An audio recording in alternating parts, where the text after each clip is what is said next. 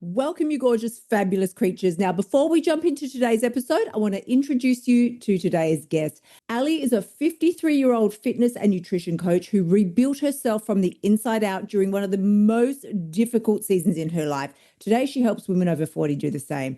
Through her business, Thrive with Ally, she has coached hundreds of women to become stronger, more confident, build habits that actually stick to your ass. Really don't want anything sticking to our ass. Ally specializes in helping women navigate perimenopause, menopause, all the fun stuff as our body starts to change. She helps them build strength, regain their confidence without extreme dieting or overwhelming crazy ass fitness plans. What I love the most about Ally's approach is that it is not just built on theory, it is built on lived experience. She has walked through the adversity, rebuilt herself from the ground up, and now she helps other women do the same. In today's conversation, we're diving deep into why traditional diet and fitness advice often fails women after 40, how to avoid the supposed to trap, and what wellness trends should we be embracing in 2026, and which ones should be shimmying their little ass out the door. So let's get into it. My loves, welcome to another episode of Losing It. You're here with Kylie Pax, Australia's emotional eating coach. I'm sure you know. We are also here today with the most fabulous guest that I am freaking out. As you can see, I'm stuttering my words. I cannot believe that I've actually got this gorgeous angel on the phone here with me. Well, I want to say on the phone. You can tell at my age when I start yapping about the phone. Ally Emmanuel is the most beautiful angel you are ever going to meet. Not only is she gorgeous, but she is smart, sexy, savvy, and switched on in the world of nutrition, mindset, and overhauling women's lives in one fell swoop. Let's just say in one fell swoop, she can take you from zero to hero. And that is why I'm so excited to have her with us today.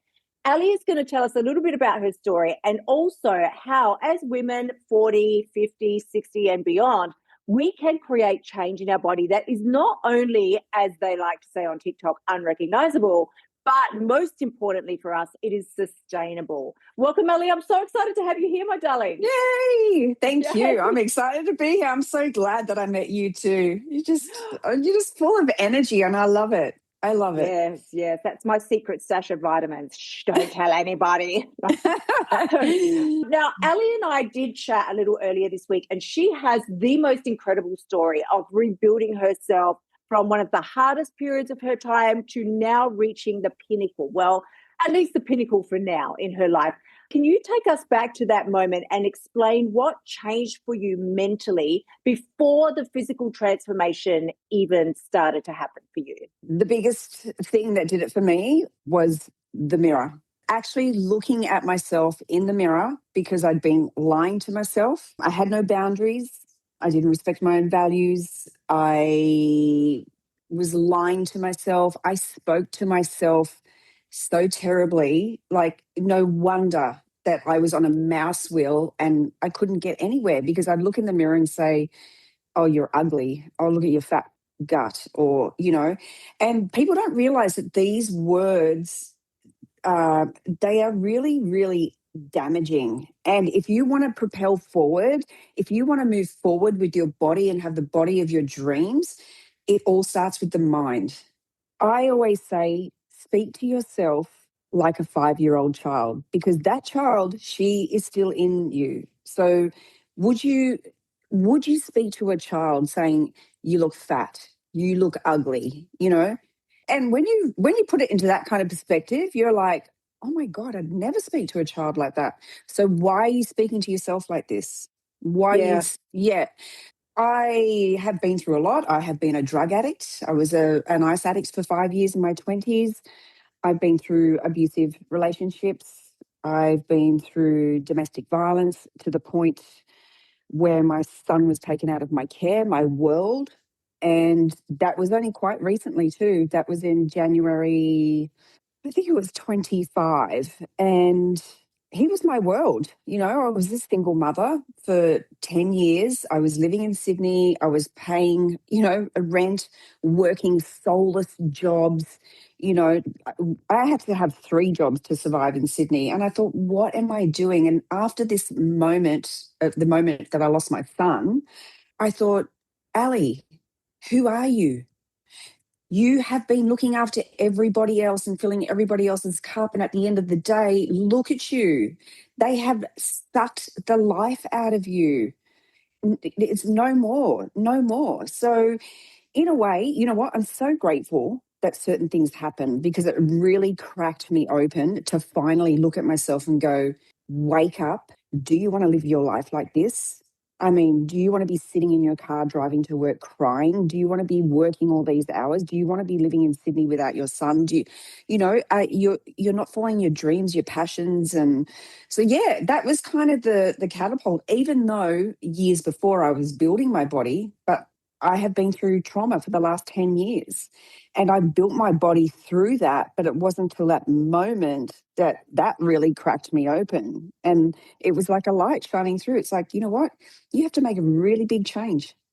Can you tell Mm. us a little bit about the moment? I know you shared it with me earlier, and I didn't Mm. actually ask if you're willing to share it, but are you able to take us back to that time when your son was taken out of your care? Actually, I don't mind at all, because I don't really think people, when you say a narcissistic abuse and domestic violence, and nobody really understands how this situation could have turned out. So I'll cut a long story short. I was dating a guy for about a year's time. I had tried to end it for about 3 months. One night, uh, forced entry into my home, and basically would not take no for an answer. So he ended up getting a knife from the kitchen and stabbing himself 3 times and passing out in a pool of blood on my floor. And, Kylie, that moment, like, I was numb, and I'm still going to a bloody therapist for it, because it is full on, because that night could have went Yeah. any way. That night, that knife could have been turned on me. It could have been turned on my son. It could have been turned on the dog.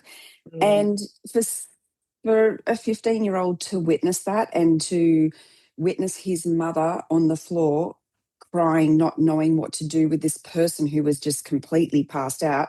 Who knows? Could have been, it wasn't dead, but it's pretty horrific. Absolutely horrific. And no child should ever see that. And I shouldn't have seen that.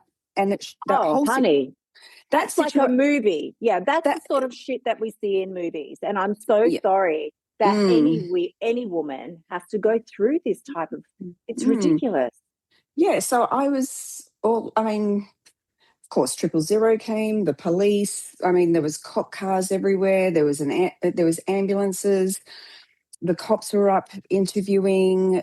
They had him in an ambulance downstairs, and one of my son's friends was walking past the apartment, saw all the kerfuffle. The whole neighbourhood was out there. He called his father, who then called the father of my son, who lived around the corner. That night, my ex-husband, the police said he wants to take him, which I understand because of safety. But I did say, my son did want to stay with me that night, because he could see, I was all on my own, distraught. I actually said to the police, could you ask my ex-husband to come up here? Because I just needed to talk to someone. And he refused to, and just took my son. And so I was scrubbing blood out of my carpet until 4 a.m. on my own. To think that I had to go to work the next day, it was a lot, and I was in a heap. I think I only had about that much wine in a bottle, which was kind of a good thing. But you know what the funny thing is, I had already engaged with a life coach, so I was already on a journey of healing and all this kind of thing. And that the night after that happened, I had a breath work session booked in. And you know what? I got in the car and I went to that breath work session. I couldn't breathe, but I went, because I'm like, if you don't get up now, Ally, you're not going to get up. You're going to stay down, because no one is coming to save you. So it's up to you. Yeah. Would you say that was I feel we all as women have many of these rock bottom moments, but there's usually one that is the catalyst for the next level of change. Would you say that was your rock bottom moment and you were like, if I don't change something now, this is never going to change?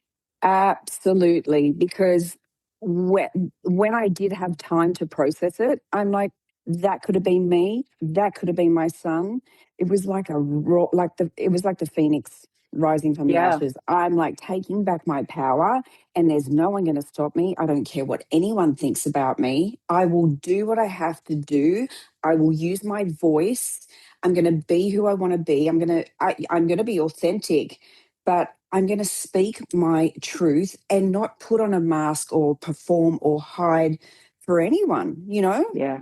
Well, let's do a bit of a pivot because that's quite a lot. But Yes. knowing now that there is always everybody, like I always say, everybody's got a story and yours Mhm. is quite exceptional.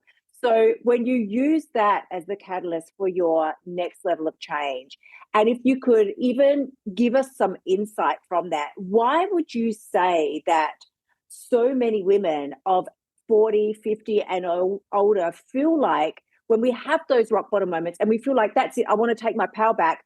But the old fitness advice that we used to use when we were in our 20s and 30s isn't working for us anymore, especially as we hit perimenopause and Mm. menopause. Why do you feel that advice has stopped working? We're trying, we're doing all the same things, we're doing what they tell us to do. What seems to be the blocker that you've experienced? Because women have been so busy raising families, working, and all this kind of thing, they're still stuck in that era of like, oh, what I did when I was 30 is not working. It's like from our era, it was like eat less, more cardio, more aerobics and classes, and that stuff used to work. And reduce your. I'll eat like 1,000 calories for 5 days, and I'll drop 2 kilos this week, and I'll fit into my dress. That shit does not work anymore. And it doesn't, Amen. yeah. And because I've been there, trust me, like I used to survive on a bottle of wine a day with a tin of tuna and cottage cheese. And I was like that. But once you stop, you can't live like that forever. And once you stop doing it, you gain the weight and you're hungry. It's freaking miserable. There Yeah. is a better way. There is a better way. Okay, so I love that. I was going to ask you then, what do you feel like are some of the biggest lies that we've been sold by the fitness industry in the era that we're in now or previously? I mean, I know you mentioned calories and cardio, counting calories like a lunatic, and then pumping out cardio sessions, definitely. Do you feel like Mm. there's any lies out there that are being thrown around? And I use the word lies slowly or softly because it probably would work for certain demographics, but it doesn't work for us once we've hit perimenopause and menopause and beyond. A lot of like the foods that have protein written on them, protein this, protein that, it's all packaged. It's not real food. It's Yeah. honestly, the basic still works. And one of the biggest things is the number on the scale. Mm. That scale, she's a bitch. She's actually a bitch. Do not believe her because you know what? At the end of the day, it's just a measure of gravity. Don't worry, it still messes with my head sometimes because if I've had a holiday and, eaten a bit more than I have and I get on that scale, I'm like, oh my God. And then you walk into the gym and you think, oh, look at her. She's gained 800 grams. No, people don't give a shit. As we do age, of course, it's harder. That number is harder, but it's not about the number. It's about your body composition. It's about the fat around the visceral fat around your organs. I Yep. mean, you want strong bones and strong muscle, and that weighs something on the scale, right? I So, love that. That's what I was going to actually ask you. mm, How important do you feel that resistance training is to changing your body composition and getting the results that we're looking for? I mean, do we have to do it? I have a lot of clients that just don't want to do it. And even me personally, I don't want to go to the gym, but I also know that's the reason I have to go to the gym. mhm. But can we get the physique that we want, that's sleek and toned and muscular and looks amazing without lifting a single weight? Is that even possible? Is that possible? Is that a thing? I don't want to Is piss that people is off that a here. fantasy? Yeah. I don't want to piss people off here, but you're not going to get that body from Pilates, babe. Seriously. No, Thank you you for being truthful. Thank you. yeah, and you know what? I actually I speak to women every day, lots and lots of women, and I even had a Pilates instructor reach out to me, and she admitted it. She said, "I realize that I need to do some resistance training. I've got the flexibility, I've got the core strength, but I really need to build the muscle." For me, strength training for women over 40 actually women of any age is a non-negotiable. Non-negotiable. Okay, I love that. So let's look at, say, the woman who's listening to us today. She's hit her rock bottom moment and she knows she needs to change. She also wants to change, but she feels a bit overwhelmed. She knows she's inflamed. She can't do everything overnight in one fell swoop, even though we've tried that 1,000 times before. We've all thrown the junk food out of the cupboard and said, I'm never eating chocolate again. That was me every Sunday night of my entire life. I'm never eating chocolate again. And come Monday, I would be dragging it out the bin and thinking, oh, just a little bit, it's okay. So what is the most important thing? Where could we start that's easy, doable, and not overwhelming? But once we get control of this certain thing, we can build on it to go further.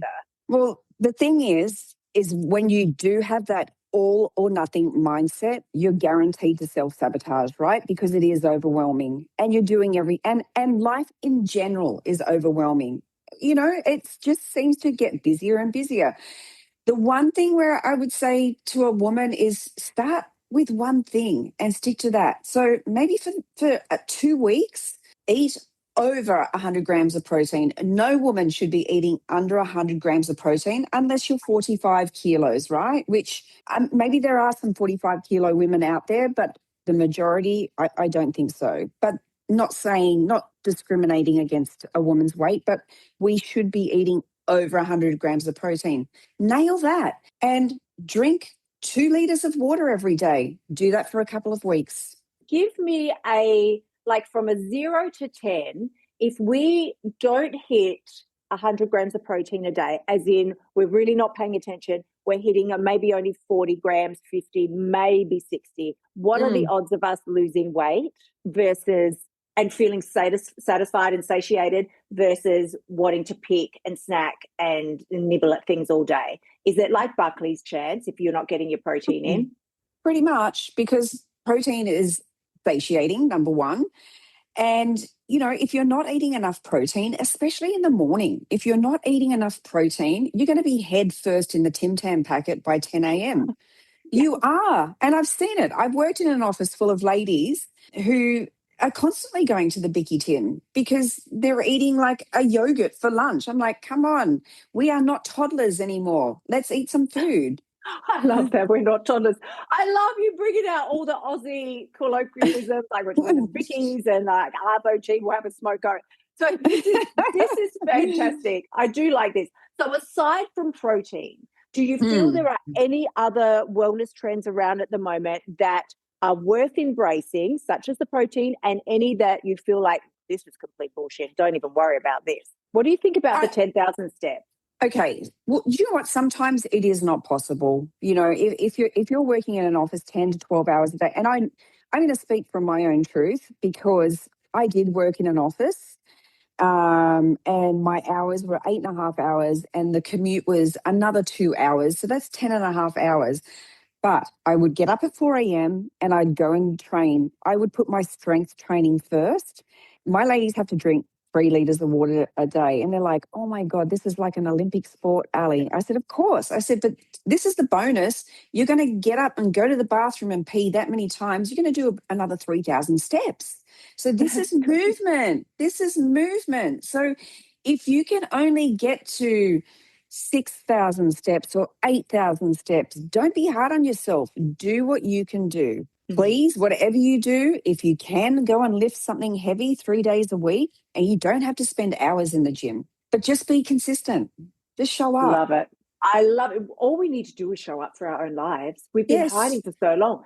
I was going to say, so based on that, as showing up for our own lives, and given that you gave us that little insight earlier into the way you used to talk to yourself, because I look at you, okay, let's just be real. For those of us who are listening, let me describe Ally to you, okay? This woman is gorgeous, petite, blonde hair. Do you have blue eyes or brown eyes? I feel like they might be brown. They're hazel. Hazel, right. brown. Yeah. Okay, the woman has hazel eyes.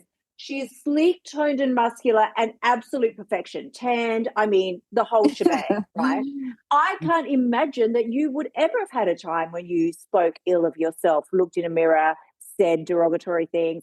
And yet you're telling me that even you, as gorgeous as I believe you are, even you had your Mm. moments and your times in your life when you thought, you're just a fat cow, you'll never amount to anything, so on and so forth. So based on all of that, how important do you believe self-worth is, and your own personal self-image is, to changing your life? Can you really make that mindset overhaul and even give enough of a shit to stop eating so much McDonald's and move to some, integrating some fruit and veggies into your diet, if you're still calling yourself names and thinking really shitty thoughts every time you pass a reflective surface? Do you know what I say? The mind is the strongest muscle in your body. Love that. The mind is the strongest muscle in your body. Once you can, and you know what? We're not perfect. Even I'm not perfect. I fall off the wagon. But if I'm going to say, oh my God, I ate this, I ate that, I'm like, what can you do? You ate it. It's in the past. Get over it, move on, and get back on the horse and let's go. And this is how resilience and confidence is built, because you don't give up. You're like, you know what? You own it. And I ask my women to be completely honest with me. I'm like, I want to know when you fall off the wagon, because I'm going to tell you when I fall off the wagon too, because this isn't a linear journey. It's not an easy journey, and self-love is not an easy journey. It's not. When you have been for years, and like, everyone has their story, and especially if you've been beaten down in relationships and told, that, oh, your stomach looks big, and oh, when you've been spoken to so horribly, like verbal abuse, that thing really knocks the confidence out of you. So Yeah. but now, once you get this, I can't even explain it. It's just so empowering. It's so empowering. I would never leave the house without a full face of makeup, without looking perfect. And now I go to Woolies in my socks and slides. And, I'm like loving it. I'm like, I really couldn't care, because this is me and this is who I am. And you just get this energy, and you start to attract your tribe, because you have a certain vibe about you. Yeah. You're not worrying about what other people think about you anymore. All right, I have the big wrap up for you. And this is the Yeah. question we all want to know. Actually, before I ask you this, I do have a question that I'm personally curious about. Yes. You told me, girl, that you get up at 4 a.m. every day. And I just about fell off my chair. And you said, oh, I slept until 5, Kylie. Oh, no, I slept until 5. And she said, what's a sleep in for you? And I think I might have said 8, but I think I told a little like fibby fib, because it's probably more like 9 or 10. Yeah. How, woman, are you getting up at 4 a.m. every day? What is driving you? What's the drive behind that? Do you know what? I have such a fire in my belly, and this is probably things that have happened in my past and even from my childhood, from my mother even saying, Ally, you always start something, but you never finish it.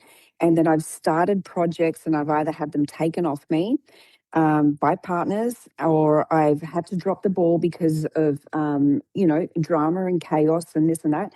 I have this fire in my belly that I'm like, nothing is standing in my way now. This is for me, but also it is to show my son that you can rise from anything. And I want him to see, because he has seen a lot, I want him, to maybe learn lessons a little bit earlier, to know, for him to be a confident young man and to be able to follow his dreams. Girl, I love that. That is the perfect segue, because this is the final wrap up question that I wanted to ask you. If you could leave one message with any woman who does look in the mirror right now and she feels broken, and maybe she's struggling with emotional eating, maybe she's in an abusive relationship, maybe the abuser is her and the way she talks to herself and speaks about herself, she feels basically like she's too far gone to even think about changing at this point. What is the message you would leave with her today? Oh, I just want to get her and kind of shake her and go, you know what? It is never too late. It is never too late to start. I mean, even my mother's going to be 70 this year. So she's started in the last year lifting weights. And it's never too late to start taking care of your health. And I think the earlier, the better. Then, I'm going to be a little bit funny here, but like, I do not want someone wiping my ass when I'm 80. I want to wipe my own ass, okay? I don't want to be put into a home where I need to be cared for. I want to be independent. I want to be strong. I want to be able to carry my own shopping and open my own jars. And I do struggle sometimes with the jars, but That's a universal thing. I swear they make them that way on purpose. Yeah, and I just want to say to ladies that yes, it's overwhelming, but I want to tell them that the basics work, and also do not be afraid to ask for help. I have had coaches I have a coach, I've had coaches in my life, and this just didn't all happen on my own. I've had like people like in the background helping me along the way, with different things like competing and, and business. And I think if you really need help, just don't think you are too far gone, because you can change. That's right. I so agree. And isn't that the purpose of what a coach is for? Whether it's you're looking at your mental health, physical health, dietary health, that is what the industry is all about. Honey, you're an absolute angel. Thank you so much for spending time with us today. I am ever so grateful. And for everyone that's watching, you can find Ally on Instagram over at Thrive with Ally. And I will also pop her username in the chat below. I am sending you all tremendous amounts of love. As always, please remember, only person who has the power to change your life is you. When you step up, take control, stop talking like a wildebeest to yourself. Give yourself an opportunity to move into your most powerful era. That is when you've truly got what it takes. So sending you love. Can't wait to see you again next week. Until then, gorgeous ones. Bye for now. We're done. Sorry, I have a drink of water now. Thank you so much for tuning in. Remember to shimmy your butt over to kyliepax.com and join me inside of the Bombshell Blueprint so you can stop emotional eating and start losing your weight now. You'll also find helpful notes and resources inside my past podcasts that will help you lose your weight without losing your sanity. I will see you next week.